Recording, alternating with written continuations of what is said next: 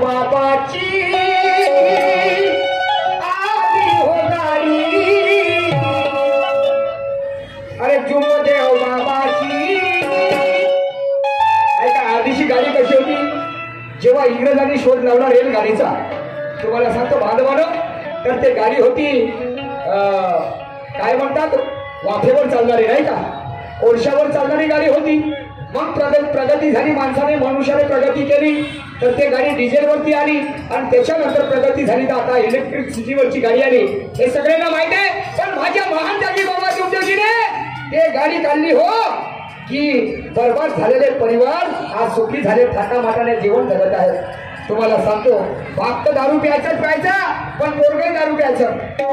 हो जी आणि पोरगा दारू प्यायचं आणि बाप पोराले म्हणू शकत होता का तू दारू खाऊन पिते म्हणून कारण बाप पोरगा म्हणे मी सांगेन लोकांना 100 रुपये नाकाले गोष्ट हे कोणाला पटते आणि झाल्यावर ओळखीन मग एका की जवळचा बसताना उठते समजलं काय तू मला शहाणपण सांगत परंतु या मार्गात येता बरोबर अरे जुमदेव बाबाची आली हो गाडी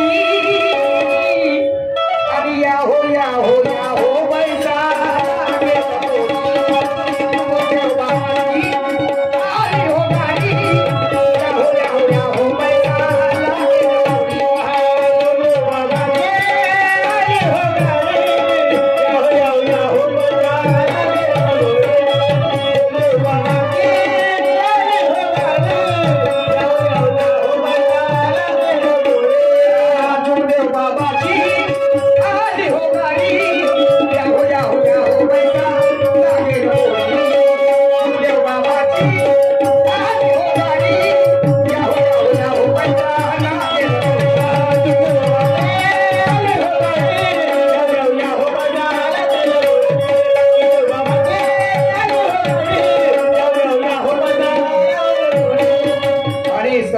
बंधन लावले तुम्हाला सांगतो त्याच्यामध्ये 4 तत्व 3 शब्द आणि 5 नियमाची साखळी तयार केली समजलं आणि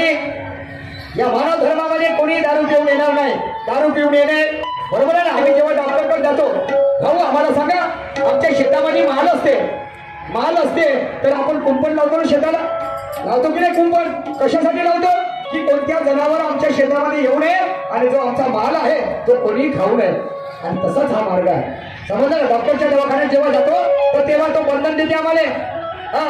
दवाखान्यातून आल्यावर ते उपाशापोटी पहिले हे गोळी खायची मग जेवण झाल्यावर ते गोळी खायची आणि जेवण रात्री झोपाच्या वेळेस हे गोळी खायची बरोबर आहे आणि बंधन त्या माझ्या महान त्यागी बाबा जुमदेवजीने लागलं आणि म्हणून तुम्ही आम्ही सुखी झाले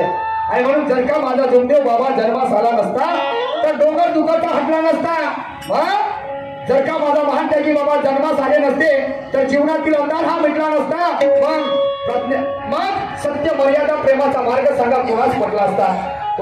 असता अरे म्हणून याच्या पुढे काय म्हणतो रेलगाडी कशी बनवलेली आहे मानव धर्माची